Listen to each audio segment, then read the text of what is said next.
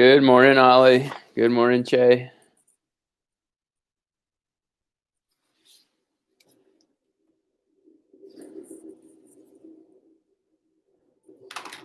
Hope you're all doing all right.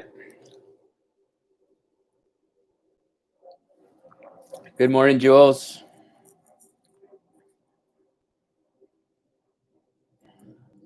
Good morning, Will. Good morning, Sadie. Good morning, Lena. Good morning, Keegan. Good morning, Finn. Good morning, Mia. Good morning, Chen Chen.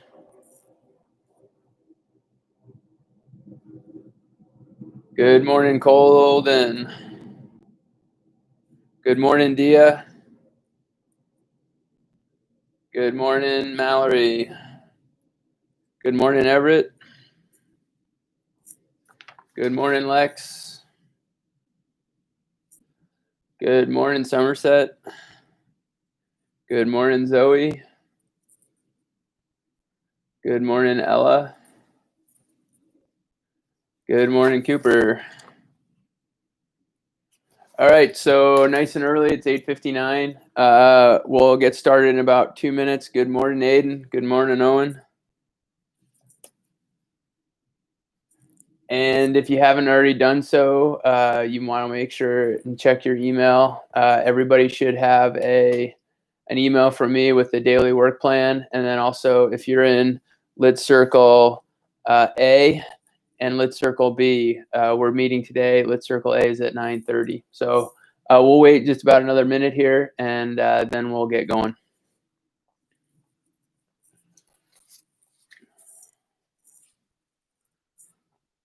Good morning, Izzy.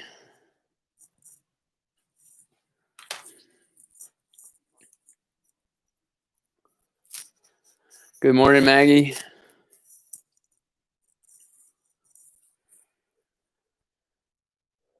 Good morning, Russell.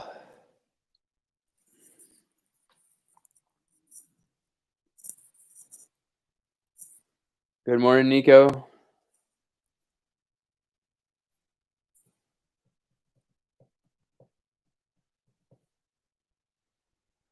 Okay, let's get started. So today is Tuesday, the 2nd of June. I'm going to go over some reminders, and then we'll talk about the learning opportunities. And then it is trivia day, but we're going to do a trivia on current events. So hope you'll stick with us through that. So I started out by reminding you that if you're in Lit Circle A, we're meeting today at 9:30, and we're going to be talking about Odysseus and his relationships. And before I forget, I just want to remind people that I have put all of the Odyssey is now online. So chapter 9, I think I just did one recording. It's about 10 minutes long. It's a shorter chapter, but that is now online. So if you want to listen to the end of the story and see how it turns out, you're more than welcome to do that. And that's part of your learning opportunities. But again, the reminder is that today we have Lit Circle A is at 9:30. Lit Circle B is at 9:45. Don't forget, just a last reminder to get your photos to Dia Kulkarni and make sure that you get those into her so you can be part of the slideshow. And then the other piece is that there's a yearbook dedication. Good morning, Ezra. There's a yearbook dedication survey that I put in your email for, I don't know, the last how long. You need to make sure that you fill that out. And then also 8th graders, there's a final project sharing survey. If you could fill that out, that'd be great as we're making plans for next week. And don't forget that next week this is just another reminder. Next week you have the graduation is on June 11th. Okay, just a second. The next, our graduation is June 11th, and your parents and family should have received emails about that. So Dia is saying there are just 4 kids in the class Dia, are you saying that there's 4 kids who don't have pictures, or there are 4 kids who only 4 kids have turned in their pictures? If you could clarify that, that would be very helpful. Russell Clare, are you going to be submitting your sketch notes and illustrated study guides? There's one we have one last activity Monday and Tuesday of next week where I'm going to be asking you to do just a short piece of writing on the Odyssey, like a paragraph. And you'll have plenty of time to do that. And when you turn that in, I'm going to ask for you to turn in your sketch notes or illustrated study guide. Okay. So, so what Dia is saying is that there are 4 kids in Team Dynamix who have not turned in their pictures. So that's pretty good, actually. I mean, that's a pretty high percentage of completion rate. But those 4 people, if you don't want your picture in, you need to email Dia. But if you do want your picture in, if you could send it in, that would be great. Also, good morning to Alara Cohn. Good morning to Elka McCabe. And good morning to Hazel and Emmett. Okay, so I don't want to move too fast, but let's just lit circles A, lit circle B, photos to Dia Kulkarni. 8th graders, make sure you're completing the 2 surveys in your email. Okay. Illustrated study guide is required. It's not required, but if you've put work on it, I would love to see it, and I can give you credit for it. Okay. So again, it's not required, but if you've been working on it, I would love to see it, and I would love to give you credit for it. And I'll try and figure out a way that maybe instead of completing that whole paragraph I was just talking about, you turn in your illustrated study guide with maybe some description. I'll figure that out though, okay? Good morning, Owen Jones. And then as I mentioned, as I've been mentioning for the last week and a half, it's really, sorry, I got distracted by a question. So Che, I'll just answer the question first. Che, if your study guide is only half completed, I'd still like to see the work that you have. I'm putting together a collage of different elements of people's study guides, and I'd like to kind of have that together. So whatever you have, turn it in. I always love to see people's creativity and see their work, and I'll do my best to give you credit for that. Okay. Learning opportunity number 1 for today is that you should have completed a learning schedule and 2 goals for the week. That's in Google Classroom. If you have not done that, then you need to try and complete that this morning. That's learning opportunity number 1. Learning opportunity number 2 is that you need to work on a final draft of your reflection project. I have seen all of the ones that have been submitted to me, and I've reviewed all of the ones that have been submitted to me, and I've given you credit in PowerSchool, and I've also, put some comments and feedback on that. Look at the comments, look at the feedback, review your work, and make sure it's the best you can do, and that's what you want to turn in. And then when you turn that in, you'll be all set, and we'll figure out if we're going to share it. If we're not going to share it, I'll give you credit, and I will give that back to you. Okay. So learning opportunity number 1 is to set a schedule for the week, set some goals for the week. Learning opportunity number 2 is to work on your final reflection projects. Learning opportunity number 3 is to continue listening to the Odyssey. Ezra, you are correct. There's only 1 part. It's a shorter chapter, so instead of dividing it into 2 parts, I just made 1 recording. Okay? Good morning, Sammy. So just to review, learning opportunity number 1, schedule and goals. Learning opportunity number 2, work on your final reflection project. Learning opportunity number 3 is listen to the Odyssey. So if we're thinking, does anybody have questions about that? Anybody have questions about that? I'm going to take notes if you have questions. Somerset Pierce, yes, it does.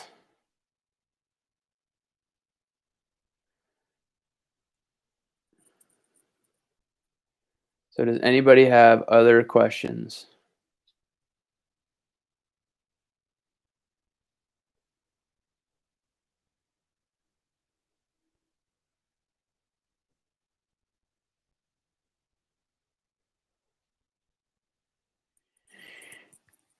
Okay, so this week, if you finish listening to the Odyssey and you finish your final reflection project, next week we have Monday, Tuesday, for sort of those will be our work days, and then Wednesday, I'm hoping that we have an all-team meeting.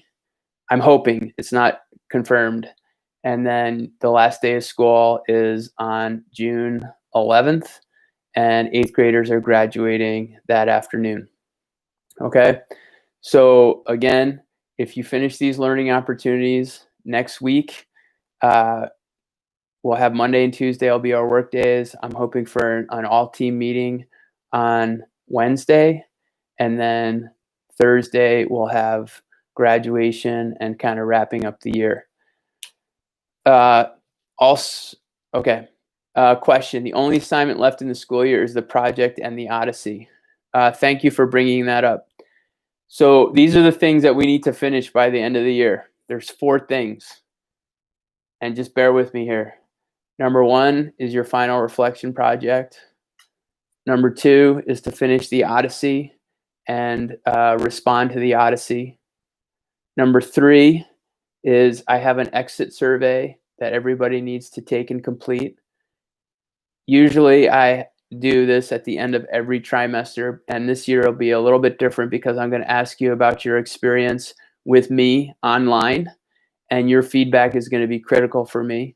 So there'll be a survey that's usually fairly extensive that you'll have to complete. And then the last thing is to get your certificates of learning on your PLP evidence page. Okay, so again, there are 4 things between now and the end of school, right? Number 1, your final reflection project. Number 2 is the Odyssey. Number 3 is an exit survey.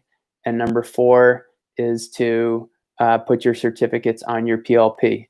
If you get those 4 things done, and tomorrow I will put those into your email. If you get those 4 things done, you've reached the finish line. Okay, you've reached the finish line. And so between now and next Wednesday, we'll continue to have a live stream every day. We also have our Lit Circle meetings. We'll have Minecraft. The schedule will stay the same right up through next Wednesday. And then I'm not sure what's going to happen, what the schedule will be for, I'm not sure what the schedule is going to be for Thursday. Hazel Green, I'm not sure if you're going to read your speeches in front of the whole grade. That's why we have that survey out to figure out if there's a way that we could post the speeches to a place where people could access them and listen to them. In terms of organizing one big, huge live Google Meet, I'm not sure that's going to happen. Logistically, I think people thought that that was going to be very difficult. So we're still working through that issue. Okay. Does anybody have other questions? Anybody have other questions?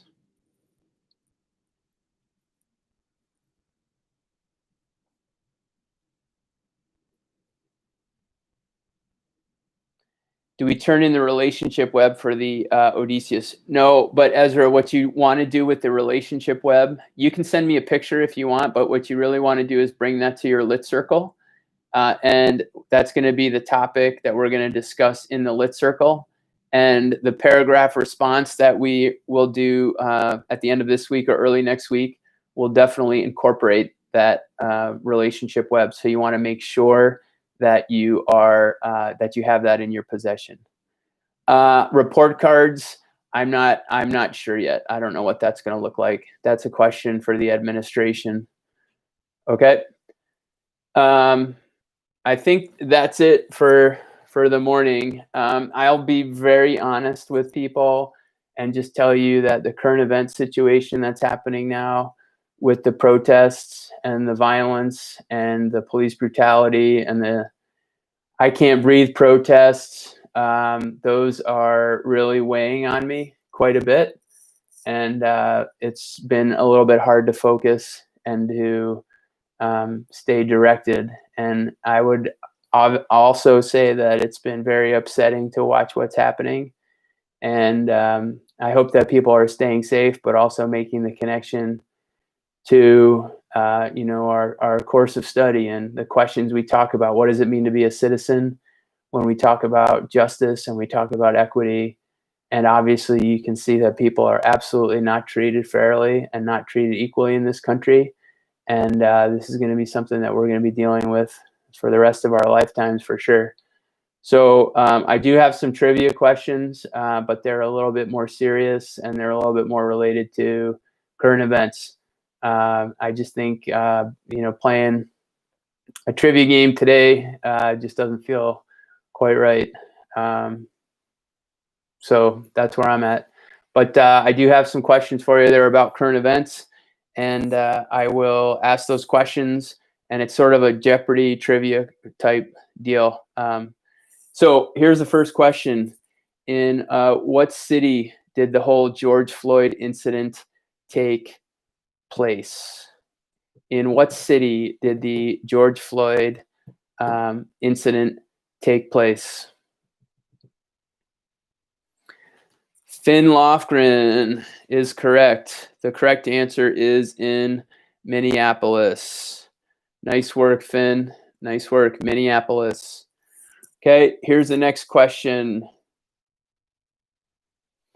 So when you see this protest, when you see the violence, when you see the looting, etc., that's called civil unrest. That's called civil unrest. And the civil unrest that's occurred over the last week has been the worst example of that since what year?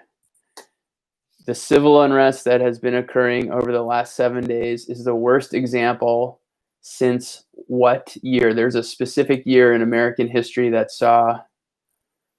Zoe Plummer Tripp is correct. 1968. 1968. So it's been almost 50 years. 50 years since we've seen civil unrest to this extent. Okay, ZPT with the win on that one. My next question. Can you name two events that happened in 1968 that caused that civil unrest? Can you name two events that caused that civil unrest? Two events in 1968 that caused the civil unrest.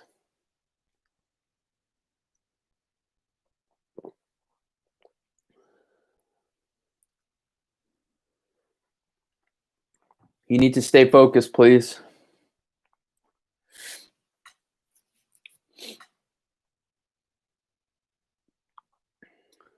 Okay, Zoe Plummer Tripp is correct. In 1968, Martin Luther King was assassinated in April of 1968, and Robert F. Kennedy was also assassinated in 1968.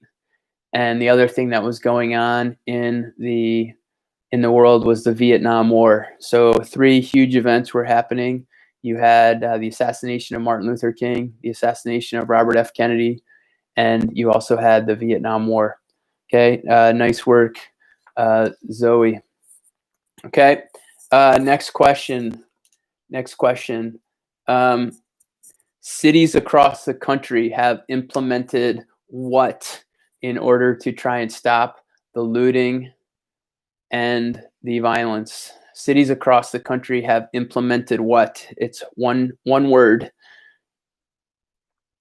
Ollie Laxer with the win. The correct answer is they have implemented curfews. They have implemented curfews, which means, for example, tonight in New York City, 8 o'clock, you cannot be on the street. You have to be in your home by 8 o'clock. Curfews. Okay. And the next question. Yesterday, in a speech from the Rose Garden, President Trump threatened the use of what if state governors could not get their cities and towns under control?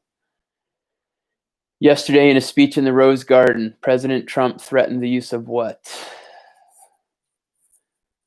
Zoe Plummer Tripp is correct. The use of the military. So what President Trump has said is that if governors do not get their cities under control, they are going to send in the military. And if you haven't paid attention to current events, yesterday in Washington, D.C., they actually had a Black Hawk helicopter flying over the city. So this stuff is really happening fast, and I highly suggest you could be watching CNN the 10. I'm sure many of you are getting a lot of news from your social media and Instagram and Twitter feeds. Make sure that you're double checking all that information, because there's a lot of fake information out there, or there's a lot of provocative information out there. So you have to make sure that you're checking. And